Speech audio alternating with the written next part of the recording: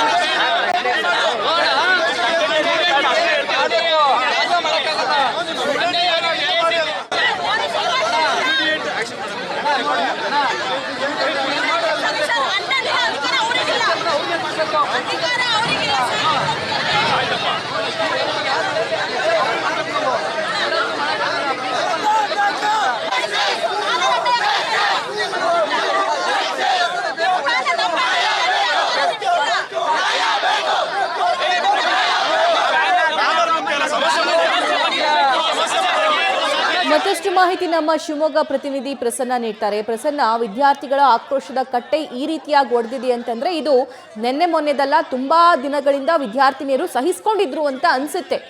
ಏನ್ ಡಿಮ್ಯಾಂಡ್ ವಿದ್ಯಾರ್ಥಿನಿಯರದ್ದು?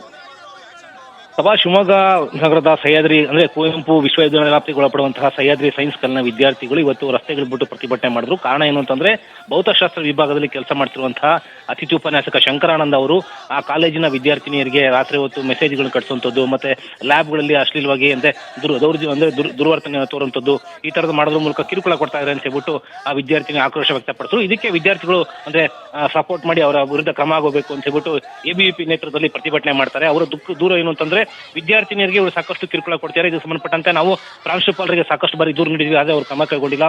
ಹಾಗಾಗಿ ಇವ್ರನ್ನ ಸೇವೆಯಿಂದ ಅಮಾನತುಗೊಳಿಸಬೇಕು, ಇವ್ರ ಮೇಲೆ ಕ್ರಮ ಆಗಬೇಕು. ಇವರು ಇನ್ನು ಮುಂದೆ ಯಾವುದೇ ರೀತಿಯ ಬೇರೆ ಕಾಲೇಜುಗಳಲ್ಲಿ ಕೂಡ ಪಾಠ ಮಾಡಿದ್ರೆ ಇಲ್ಲಿ ಮಾಡಬಾರ್ದು, ಇವರಿಂದ ವಿದ್ಯಾರ್ಥಿನಿಗೆ ಸಾಕಷ್ಟು ಕಿರುಕುಳ ಆಗ್ತಾ ಇದೆ ಅಂತ ಹೇಳ್ಬಿಟ್ಟು ಅವರು ಆಕ್ರೋಶ ವ್ಯಕ್ತಪಡಿಸಿದ್ರು.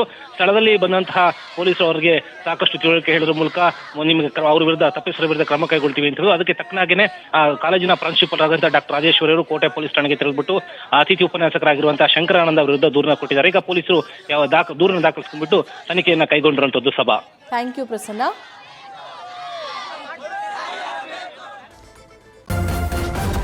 ನ್ಯೂಸ್ ಫಸ್ಟ್ ನಿರ್ಭೀತಿಯಿಂದ ನಿಮ್ಮ ಪರವಾಗಿ.